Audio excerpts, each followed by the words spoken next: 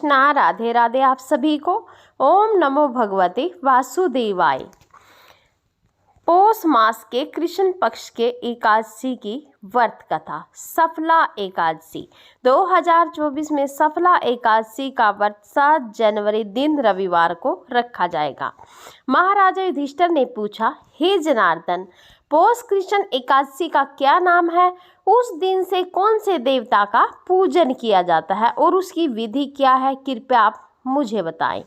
भक्त वत्सल भगवान श्री कृष्ण कहने लगे कि धर्मराज, मैं तुम्हारे स्नेह के कारण तुमसे कहता हूँ कि एकादशी व्रत के अतिरिक्त मैं अधिक से अधिक दक्षिणा पाने वाले यज्ञ से भी प्रसन्न नहीं होता हूँ। इसे अत्यंत भक्ति और श्रद्धा से युक्त होकर, हे राजन, द्वादशी युक्त पौष कृष्ण एकादशी का महात्म्य तुम एकाग्रचित होकर सुनो।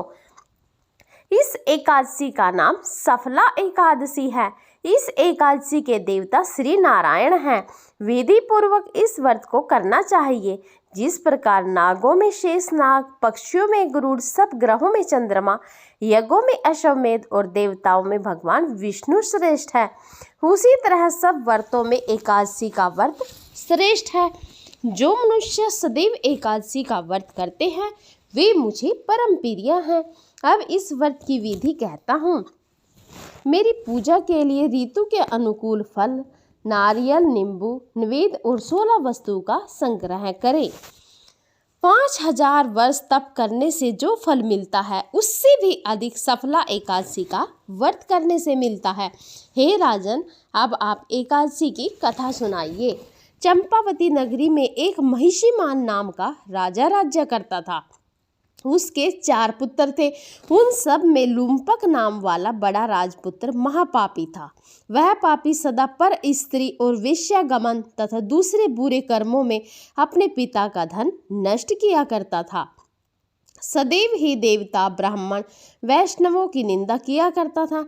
जब राजा को अपने बड़े पुत्र के ऐसे कुकर्मों का पता चला तो उन्होंने उसे अपने राज्य से निकाल दिया। तब वह विचार करने लगा कि कहाँ जाऊं, क्या करूं। अंत में उसने चोरी करने का निश्चय किया। दिन में वह वन में रहता और रात्रि को अपने पिता की नगरी में चोरी करता तथा प्रजा को तंग करने और उन्हें मारने का कुकर्म करता।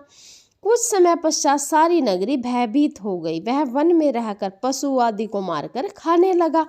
नागरिक और राज्य के कर्मचारी उसे पकड़ लेते किंतु राजा के भय से छोड़ देते।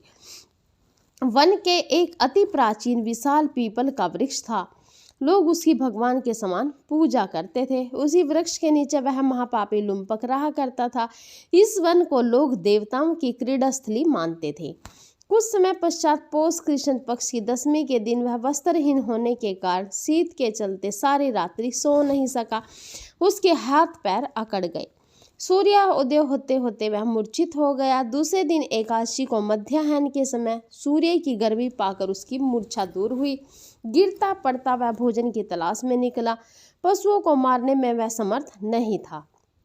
पेड़ों के नीचे गिरे हुए फल उठाकर वापस उसी पीपल वृक्ष के नीचे आ गया।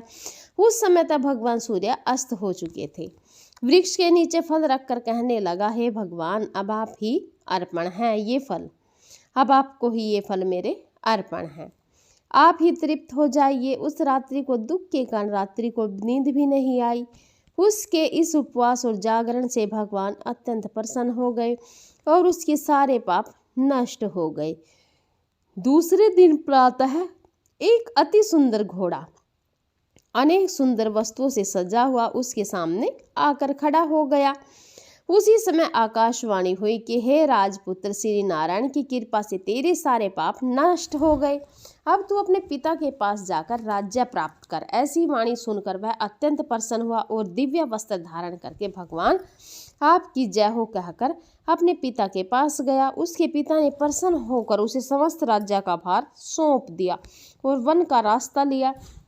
अब लुम्पक शास्त्र अनुसार राज्य करने लगा। उसके स्त्री, पुत्र और सारा कुटुंब भगवान नारायण का परम भक्त हो गया।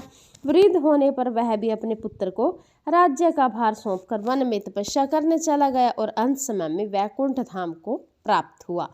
जो मनुष्य इस परम पवित्र सफला एकादशी का व्रत करता है उसे अंत में मुक्ति मिलती है। जो नहीं करते हैं वे पूंछ और सींगों से रहित पशुओं के समान हैं। इस सफला एकादशी के महत्व को पढ़ने से अथवा श्रवण करने से मनुष्य को अश्वमेध यज्ञ का फल मिलता है।